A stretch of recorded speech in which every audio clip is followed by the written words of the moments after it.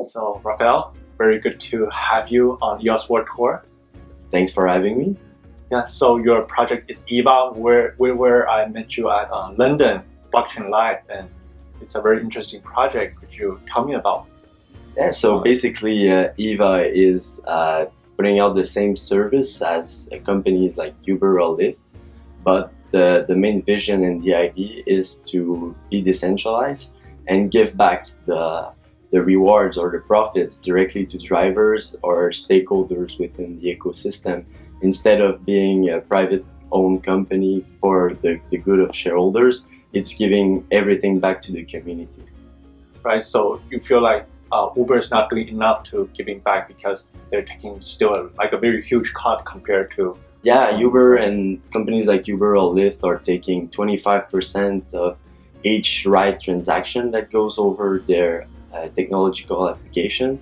So the main goal here is and it's delocalizing the economy. So basically, when Uber or Lyft or any other ride-sharing company that is centralized installed in the city, the thing that is happening is the profits that are generated, the 25% is not staying in this same city. So this is a problem for cities and local governments, because this whole economy that used to be local with the taxi industry is being delocalized. So cities don't like it, and they keep the price for the driver share in terms of revenue high enough so that they're satisfied, but not as it should be. So there's a way that drivers can be happier with this whole ecosystem by being stakeholders in the tokenomics. With your project EVA, how does the profit being distributed?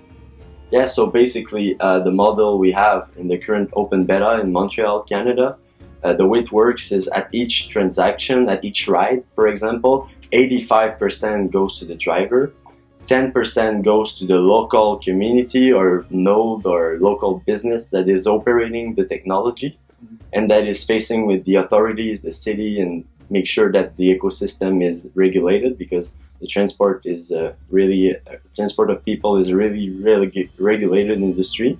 So they take 10%, and the remaining 5% goes to a treasury that is divided as rewards to every token holders in the ecosystem. So basically, drivers can receive passive income from having tokens, and also investors or anyone in the world that wants to participate in the project. So it sounds like for every city, you're going to have this city level partner. Exactly. So we're building a foundation at the top level that has the vision for the global technology and the future development, for example, self-driving cars, that is developing the technology and the tools for the local communities to actually put up their price, their vectors of search pricing and those parameters, so that they don't have to be software developers. Mostly they are entrepreneurs that wants to install the ride-sharing service in their own city. And I heard you guys just launched 10 days ago in your home city? Yeah, so basically we wanted to create the first community to get around the whole process and to get early customer and rider and driver and stakeholder feedback from the beta, so we can actually enhance the product to get a better and mass market product that people are satisfied with. So we launched the first community, and right now we're building the software for community management.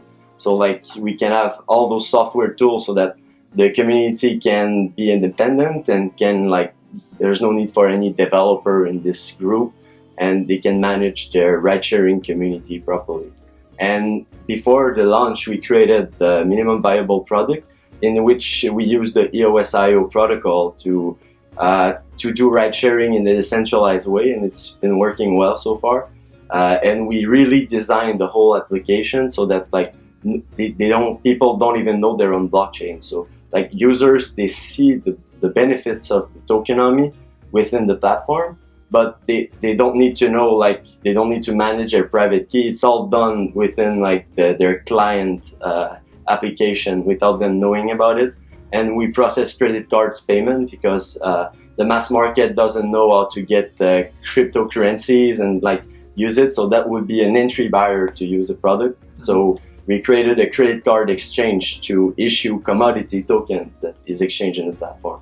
Yes, I would agree that having credit card transaction would be a very critical.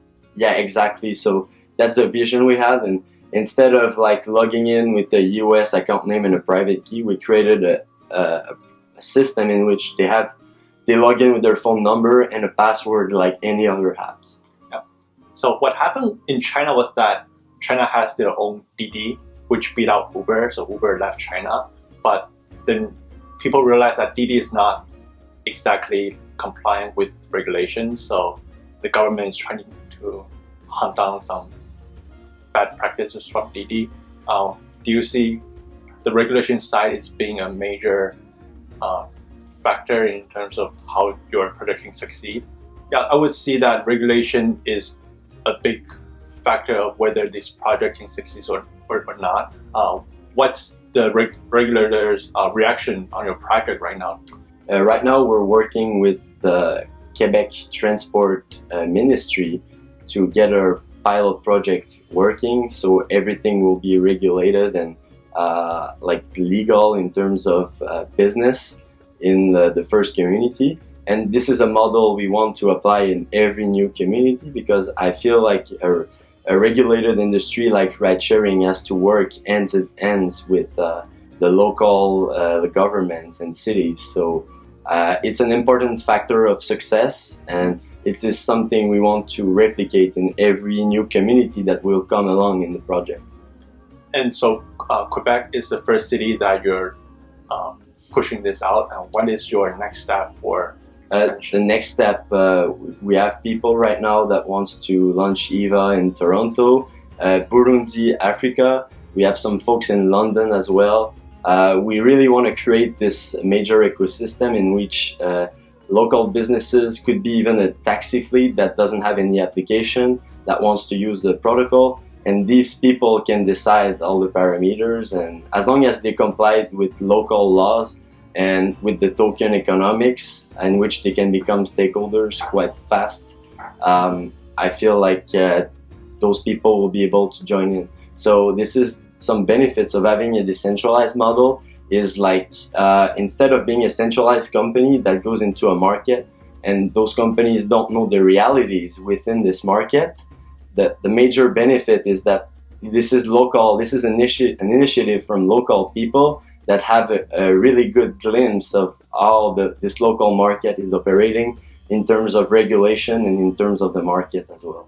And you would welcome, say, other communities, say in Tokyo or in the US, reach out to you, say they want to exactly cities. Yeah, so I feel like in the next 3 years, we really want to put the product out and see the initiative from many local groups and some parts of the world to actually launch their EVA community. And we're quite excited to see that right now a lot of people are excited by this and want to launch their own node to operate a ride-sharing fleet. I personally find this project very interesting. And how could people get the EVA token to participate on the upside? Right now, we don't have the token out yet. We call it the utility token, and we're working on the regulation of this token still. But we prefer to have a working product that is very well built before doing an initial token offering in any sort or any public sale of this token, because we want people to have confidence in the product we made. We feel that after the 2017 bull market we had with cryptocurrencies, people lost a bit of confidence regarding cryptocurrency assets because people didn't have any products, and there was a lot of scam going out in the crypto space. So now we prefer, we need to create real value before doing those things. And we feel like a token that would give reward to every participant within the ecosystem that brings value will be a major benefit. And if those people, before getting the token, see the working product, I feel like it will be good for everyone.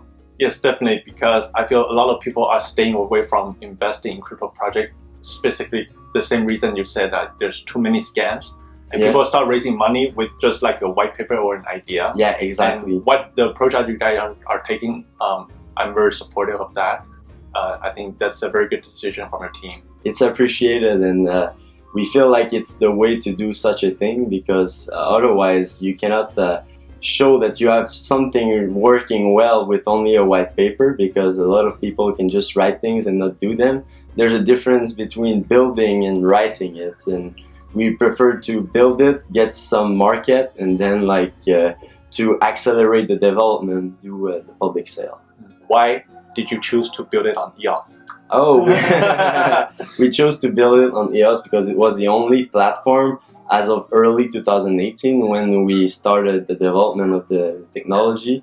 It was the only blockchain platform as a global computing machine with high integrity and security to make it possible, because we looked at other alternative and it was the only blockchain that could give a nice user experience where the transactions are written directly and users don't see any difference while using the app. Like being on blockchain, the customer or rider drivers, they don't care about if it's on blockchain or not. Blockchain can bring them benefits, but they're not willing to wait 5 minutes until their ride's offer is up there on the blockchain.